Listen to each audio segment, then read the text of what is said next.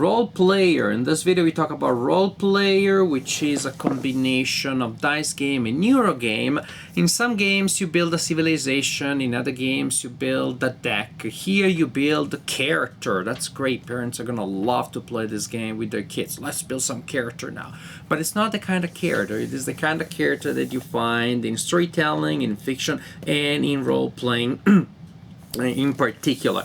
This could be called Dungeons and Dragons the prequel. It takes place, so to speak, before you start playing Dungeons and Dragons, in the phase in which you're creating a character that is just, a means to an end. In that case, it's just a procedure. And here, actually, they turn that procedure, the elements of that procedure, into a full game, which to me is an absolutely delightful, very inventive, very original idea. You will use the mechanics of the game to try to create a character, and you will try to make your character better than that of the other players. And at the end, you score your character and you see who the winner is. Let's take a closer look at role player now. Each player in the game will control and build a different character, and the first thing to do is to choose the race for your character. Each player will take a board, such as this one. The boards are double-sided and they represent the male and female version of each hero, which is just the right thing to do. It's just what it should always be. I hope that one day every game will have that option. So you choose your race that, just like we know from fantasy tradition, will have some specific attributes. For example, elves will tend to have extra dexterity and not particularly strong constitution. The humans are balanced. They don't have penalties or advantages. The dragonkin, particularly strong, not very agile, and so on and so forth. So you choose your race or your assigned races randomly, and then there are other things that you need to create your character. You need to find a profession or a class, like some people say. Again, you assign a card from this deck to each player, randomly, or players choose. Each card is double-sided, this time with two different variants of the same profession, the classic warrior or the barbarous one, the druid or the ranger, so the professions of those that have to do with nature, the bard or the monk. Here the connection is a little less obvious. Sorcerer and wizard, I can see that. Cleric or paladin, and then rogue or thief. As you can see, there are different combinations of stars here. These are pretty much the victory points that you will score if your trait for each line falls within the range indicated there, or it's equal to that number or higher in case there is a number and a plus, or it is exactly that number in case there's a single number. So if at the end of the game this thief has strength of at least 14, then there's a victory point for that. Constitution at least 14, 2. Wisdom exactly in the range of 15 or 16, 2 victory points, and so on and so forth. And as you can see, the different professions will value different abilities differently. On top of that, also you have unique abilities. You have unique abilities that are related to your character. So suppose that we're building a bard. No, actually, you know what? Suppose we're building a druid. I like druids. They're fun. So when you choose your class, each class associated with a color, you will place a cube there to indicate that. There are 2 cubes for each class, and the second cube goes on your alignment card. So there's a certain destiny that you're trying to fulfill, and here you have the traditional role-playing game grid that defines the personality of each character as somewhere in a spectrum between 2 pairs of opposites, good versus evil, lawful versus chaotic, in case there is one person out there that still doesn't know what that means. Well, Darth Vader would be evil but lawful because he defends the Empire. And Luke would be good and somewhere, I don't know, not exactly lawful because he's fighting against the Empire, at least in the original trilogy. In later movies, he's good and chaotic a little bit. If you've seen episode 8, you know what I'm talking about. So This is what your character is trying to become. Suppose that she wants to become a protector, a druid and a protector. Again, assign randomly, let people decide, whatever. So once you have your alignment card, you place your other cube right in the middle. And during the game, there will be actions that will move the cube around here. If at the end of the game, the cube is on a square that has a number, then you subtract or add that number to your victory points. As a protector, she will gain the fulfillment over destiny. As a protector is to be good and neutral. And good and lawful or good and chaotic is still good enough, but you can be a protector and an evil one. So, and you can see different alignments will give you different things. A lunatic, then the perfect lunatic is an evil, chaotic one. As a maniac, the nuances, who knew the lunatic and maniacs were different? As a guardian, different things. Eccentric, I like this one very much, because you can be an eccentric and neither good nor evil. But we're talking about protectors, and protectors it shall be. Then we have the backstory. Very interesting. Each backstory has a flavor text and then a grid of different requirements. During the game, you will place dice in this section of your board here, in this grid here. And if at the end of the game there are dice of the necessary color in the corresponding position, you will score points. Suppose that her background is, well, she was the chosen one, no less, since we're talking about Luke Skywalker. So if at the end of the game she has a white die here, and a green die here, and a black die here, and a light blue die here, that is good stuff. In fact, when you score points at the end of the game, you count how many matches you have in terms of color between this grid and your grid of dice. And depending on how many you have, you score the corresponding number of points. A point if you have 2 to 3, 3 points if you have 4 to 5, and so on and so forth.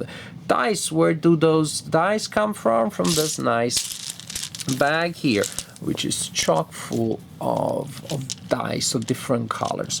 Colors representing different traits, and also colors, yellow dice that represent gold. How do you assign them? Well, there are these cards here on the table. You will place a number of these cards equal to the number of players plus 1. Suppose that we have 3 players, for example. You also have coins. And at the beginning of each round that you set up the round, you will place a coin on each card, which is neither the lowest nor the highest numbered. So with 1 to 4, then 2 to 3, you place that. Then the first player will draw a number of dice from this bag equal to the number of cards here. So in this case, we have 4. Then those dice are rolled.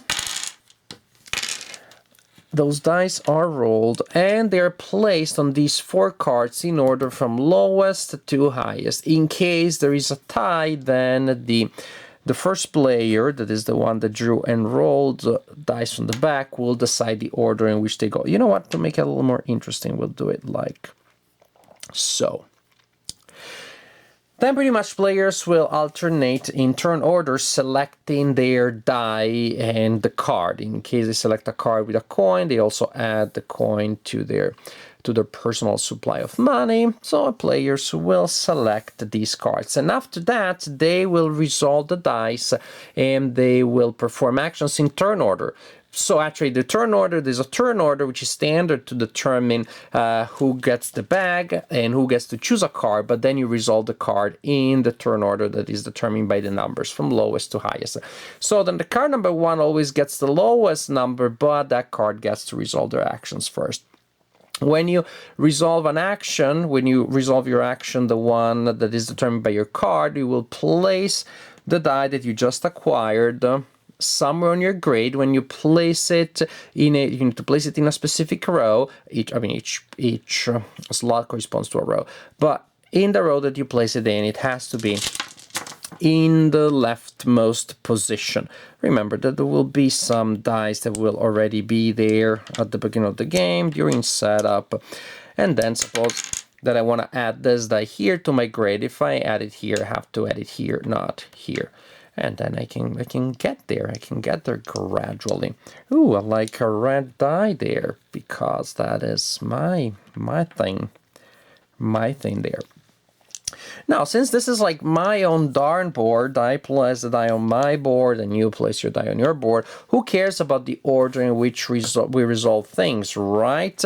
Well, what makes it important is that after you place the die, you resolve an action. We'll talk about those later. You also get a chance of buying a card from the market. There will be a number of cards available face up. The cards have a dot here. Some have 1, some have 2. There will be in a deck so that the 1 cards will be on top of the 2 cards, which are more expensive and more powerful.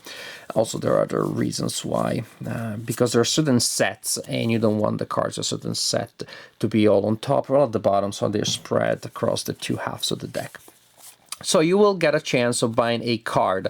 This is the cost of the card, and then you will add the card to your play area. Some cards will give you points, especially if you belong to a certain color, especially if you can form a set. So if you collect 3 cards that belong to the Mystic set, you'll collect 6 points at the end of the game, which is pretty sweet, plus another victory point if you are the green or blue class, which, look at this, my Chosen One Protector Druid is one such character, so that would be very good for her. So some items are armor, clothes, and you add them to this section. You're forming sets. Some other are skills. You will place them in this area here. And you see this arrow here. Pretty much to activate that skill, you need to move your alignment marker in that direction by 1 space. For example, here, up by 1, which is perfect for her. She does acrobatics once and she's good to go. But then there are other actions that maybe you want to perform, and maybe you want to use this ability more later, so you will look for an effect that brings it down, and then you'll trigger the acrobatics so you can bring it back up and both use the action and still fulfill your requirements for your alignment. And then you have other traits. These traits may give you victory points based on specific things. For example, if you're with this card, you gain extra points by collecting skill cards. With this one, by collecting the things that you see here. With this one, by completing all of your attribute goals, and so on and so forth. Some it will give you points if your attribute score in a certain line is low rather than high, and so on and so forth. So since this is a limited resource, going first and grabbing that card that everybody wants can be very interesting and can be worth getting the number 1 card, which is going to be the one with the lowest number, and that is going to be the trade-off, because usually, all things being equal, it's better to have higher results than lower results here. Yes, you had to meet a range, but pretty much the values in those ranges tend to be pretty high. Other things, we said that you need money to buy the card. You collect money when you place a yellow die. When you place a yellow die in your play area, and you collect 2 money by placing a yellow die there. You also collect an extra money. And just collect the money if you place a die, doesn't matter which kind, in the 3rd slot of each row. As a reminder, that has a yellow frame. So there are various ways that you collect money, then you spend to buy cards at the market. As I said, however, there are also special actions, attribute actions that you perform whenever you add a die to a certain line. So if I had a die here, after I do so, I may perform the corresponding special action. If I add a die there, then I can perform that action. So as you can see, unless you have special effects, you can perform each action only up to 3 times during a game. What are these actions? If you add a die here and perform the corresponding action, you can choose any 1 die in your grid and turn it to the opposite side. So a 1 can turn into a 6, a 4 into a 3, a 5 into a 2, and so on and so forth. Here you can exchange 2 dice. You can exchange their location. That means you won't be able to place a die in a location that doesn't have one yet, because exchanging 2 dice that are already there. But this can be very powerful in case you're trying to form some sort of sets. I have a 1 and a 1 there, and that is not good because I'm trying to get a very high result, and I use that action there to switch those 2, and later I use that action again to switch these 2, and that's why that is important. Constitution, you increase the value of any 1 die in your grade and reduce the value of another one. So for example, I want to bring this one into a 2 because just a single 1 is just sad, and say I'm going to reduce this one instead. Does it make sense? I have no idea. I'm just showing you how the actions work. This one, you get any die on your grid, re-roll it, and then place it back exactly where you got it. Ooh, see, if I wanted a high number from 1 to 6, that's good. And with a 1, you can't really worsen that by re-rolling. This one, Wisdom, lets you move your alignment marker by 1 space orthogonally on your little board, which again can be good to fuel actions that are triggered by moving your marker, because if you cannot actually move the marker in the direction indicated on your skill cards, then you cannot use the ability of the skill. Finally, the charisma, you get a token that counts as a discount, counts as a temporary money, as a single coin for the current round. If you don't spend it at the market, then it will be discarded at the end of the round. You continue like this until all players have filled their grid. At that point, you count points that come from a lot of sources, from this card, from the attributes, from your background, from other traits that you may have collected during the game, and give you points if you have met the conditions described on the card. And at that point, after you collect all points from all possible sources, the player with the highest total is the winner of the game. I've been in love with role-playing games for a long time, at least since I bought this Dungeons & Dragons, il gioco di ruolo fantasy, the Italian version of Dungeons & Dragons, an old edition from the 1980s. Big sentimental value for me. So like most of us, I would say, I fell in love with role-playing games thanks to Dungeons & Dragons. And so it's fun, it's cute, it's nostalgic to now play a game, which is an abstract game, no doubt, but it is so infused with loving references. It really comes from somebody that also loves the form. At least the entire design seems to exude that sort of like admiration and playful love and respect for Dungeons & Dragons and for role-playing in general.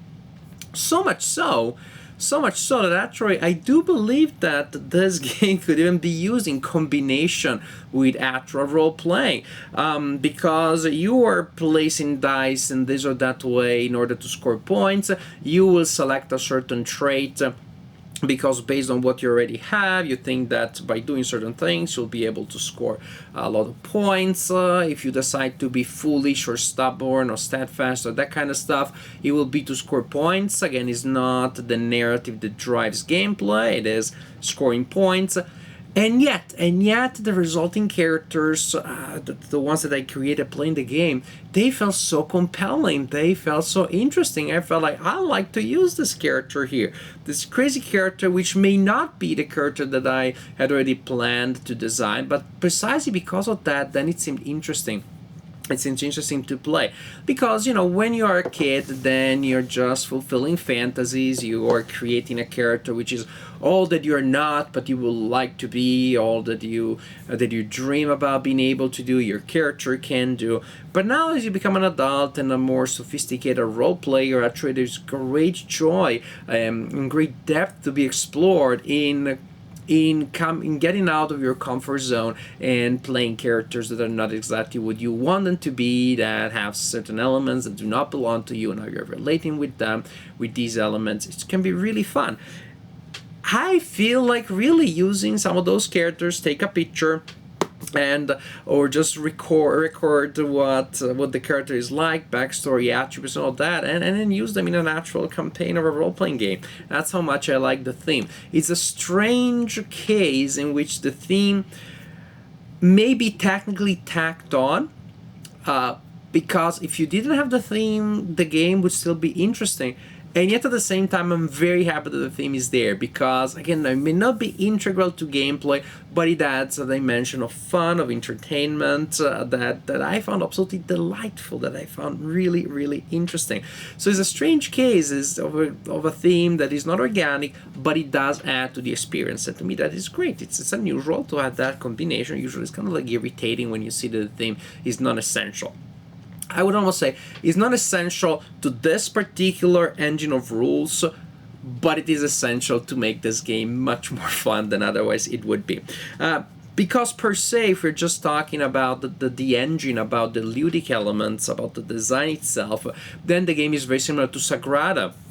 Not to the point I would say though that I would think that this is redundant. They are still fairly different. There's still enough differences to me to make it worth to have both in my collection. If anything, I would say this is advanced Sagrada 2.0. This is the basic set, and then you have the expert. This is expert Sagrada. The idea is still that you are selecting dice from a pool of available options and you're using them to form certain configurations on your personal grid so that you will score points at the end based on certain restrictions and on certain objectives that have been assigned to you at the beginning of the game. But here there are more nuances, more things that you can do, because each time you have one of those abilities, those actions that you can potentially use, and so it's all about how you use them or when you use them. Maybe now is not the right time for me to use that action, so I'm actually trying to delay using a certain row because I'm trying to keep that action open for when I actually need it. Each action is only available up to 3 times. So there are those things to consider about when and how to trigger the actions, when and how to manipulate your alignment to be able possibly to trigger certain skills. You could just forget about those, of course, just use the wisdom action to get you to where you need to be and forget about that the entire time. So it is possible in that sense to play at least that element of the design, put it on autopilot, forget about it, don't have to worry. But it is another layer strategy that if you so wish, you can explore and integrate. You had the attributes, take into account what they do, the specific ranges. You had the backstory, you had that element about the colors.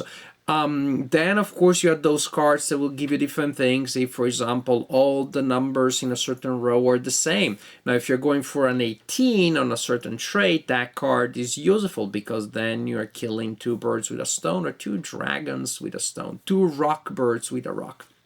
What else?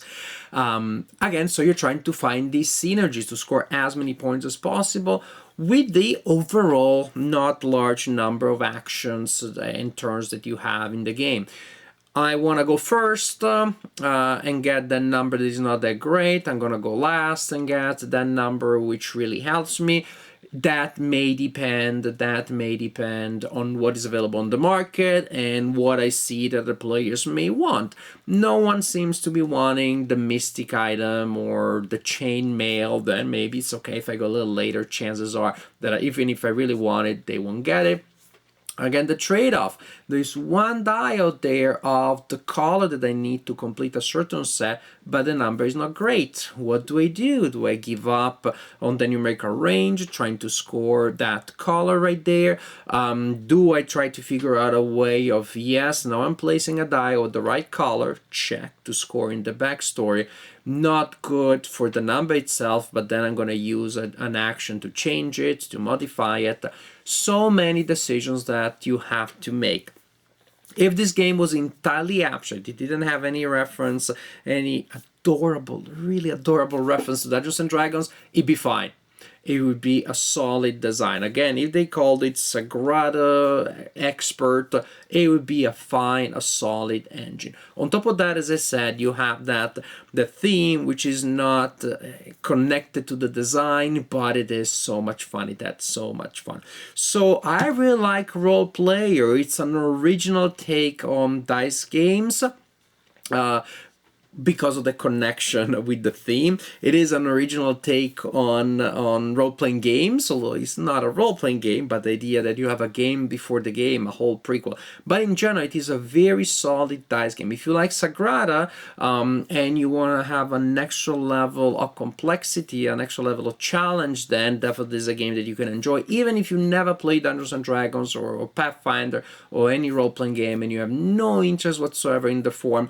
Play it because of the effects, because of the actions, because of the puzzle, and I think you can have a really good time. If Sagrada you like, but you think this is as complex as I can go, which is perfectly fine. We have casual gamers out there, and that's we can respect them and hug them and play with them and have a good time. Then I don't know, this adds a little bit more, but chances are there are a lot of committed hobby players out there that can enjoy Sagrada maybe when they're playing with a spouse that is not a regular gamer. Maybe we're playing with children, and then they can have another game that has the same general idea but has more moving parts, and that they can play with their groups of with a group of regular players. So if you like Sagrada and you want to go a step further, then Role Player could be a great choice. In general, if you like puzzles, if you like visual spatial puzzles, if you like games that have a lot of indirect interaction, because again, I'm not attacking you and you're not attacking me, but I'm trying to see what you have, and if possibly I can get that die, that object that you may need, and still that may be useful for me, I'm definitely going to go for it. So you still have that direct interaction. So you have a nice, interesting combination between luck, because of course that has to do with the dice that come out and the numbers that they show, but with luck, with strategy, with indirect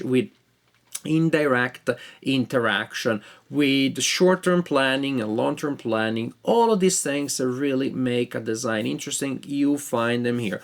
On top of that, as an added value, you have all of these references to Dungeons and Dragons that just make the experience even more endearing. Role Player, I liked it a lot. Oh, something I didn't mention, the game is even fun to play in solitaire. If you're a dungeon master, then maybe you're just gonna play it a bunch of times and then you'll show up with some really awesome characters for your group, in case your group doesn't have a group of beginners and the process of building a character is too long. And I did that once. I created all the characters for a group of new players. It was kind of boring to do. I was happy that I was doing it. If I had Role Player, that I would have created a group of 6 characters that have a backstory, are interesting, and I would have actually been playing a game while I was doing so. So a lot of different uses for Role Player. Definitely a great game, one that can appeal to a lot of different players, one that I highly recommend. Role Player, had a blast playing it, and I think you can enjoy it too.